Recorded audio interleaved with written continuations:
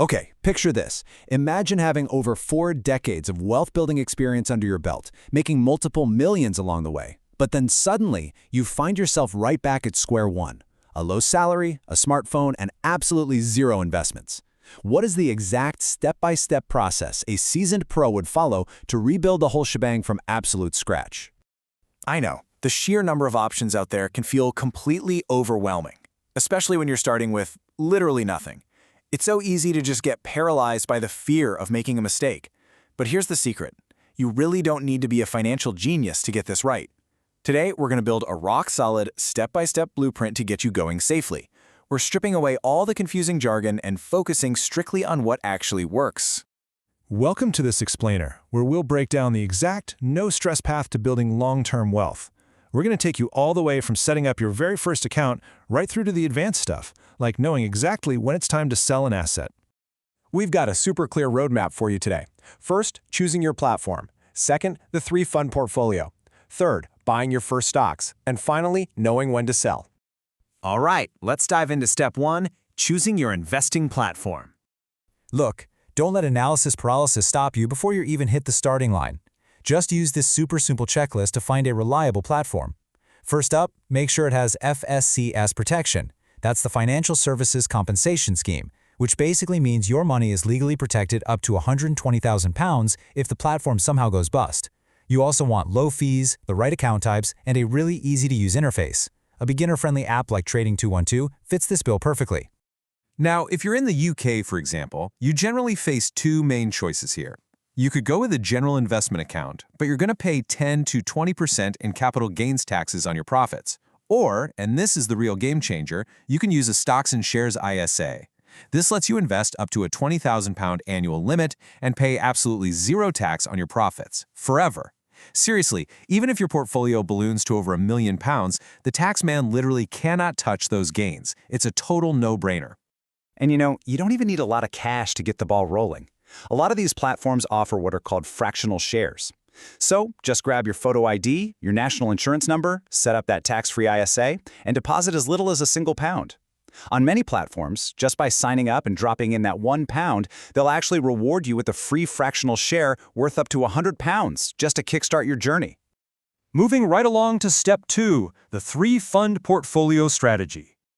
So, the absolutely crucial point here is that you do not need to sit around picking thousands of individual stocks, just crossing your fingers and hoping you pick a winner.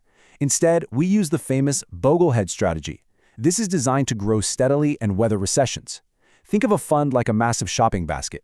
By buying just one U.S. stock index fund, like the S&P 500 for instance, you are instantly investing in America's top 500 companies all at once.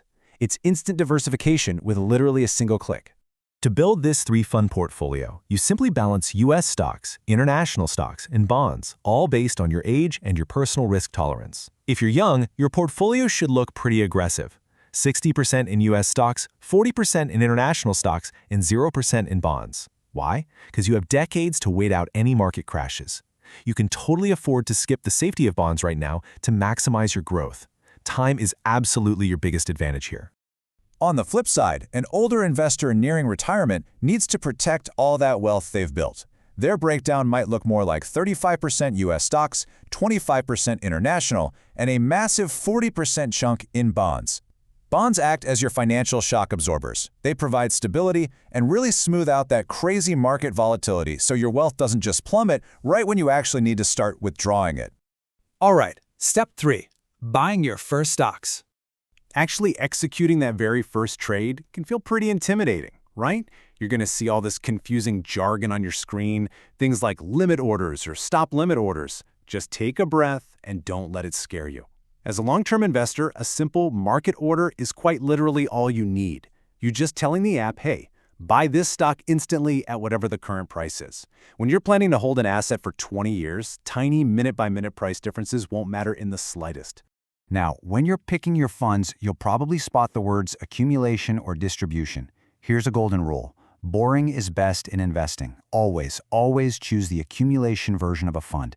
This just means any dividends those companies pay out get automatically reinvested back into the fund to buy you even more shares.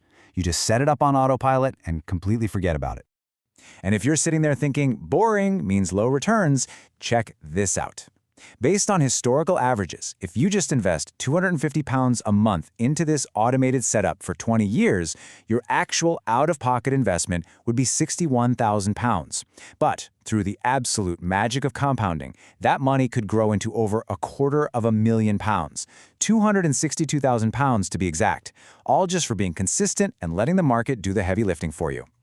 Which brings us to our final step. Step 4. Knowing when to sell. So many guides act like holding forever is the one and only rule. But honestly, refusing to let go of a sinking ship can cost you everything. Even Warren Buffett, the guy who famously said his favorite holding period is forever, sells when the time is right. And you should too, but strictly for these 3 specific logical reasons. We do not sell out of panic here. We sell out of strategy. Reason number 1, dying momentum. Look, real fundamental value is based on boring stuff like revenue and profits. Trading value is based on short-term charts.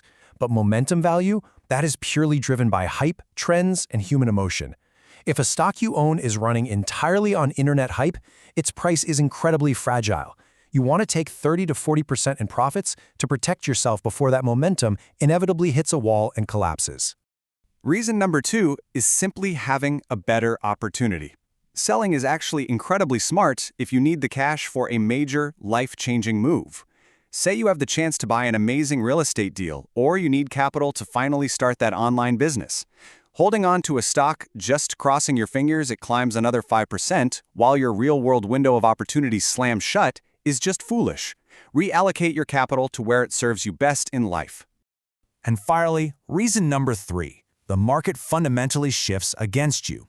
You want to watch out for red flags, like a company losing massive ground to new disruptors, suffering from management fraud, or just seeing its whole business model become totally obsolete. Think about Warren Buffett decisively dumping his airline stocks during the COVID shutdowns, or how the internet era completely wiped out traditional printed media stocks. If the core fundamentals change, cut your ties logically. The stock market does not care about your emotional loyalty. But for your core, everyday index funds, the golden rule still stands. The ultimate takeaway of this explainer is that consistency and compounding just do not care about your daily motivations or your sudden emotions. They only reward the people who stay the course and stay invested. Time is the one single thing in investing that you absolutely cannot fake. So as you look at setting up your boring, simple, yet incredibly effective system today, you've got to ask yourself a serious question. Are you going to be the person who panics at every little dip and chases the latest internet hype? Or are you ready to stay consistent, take a step back, and let time work its absolute magic on your wealth?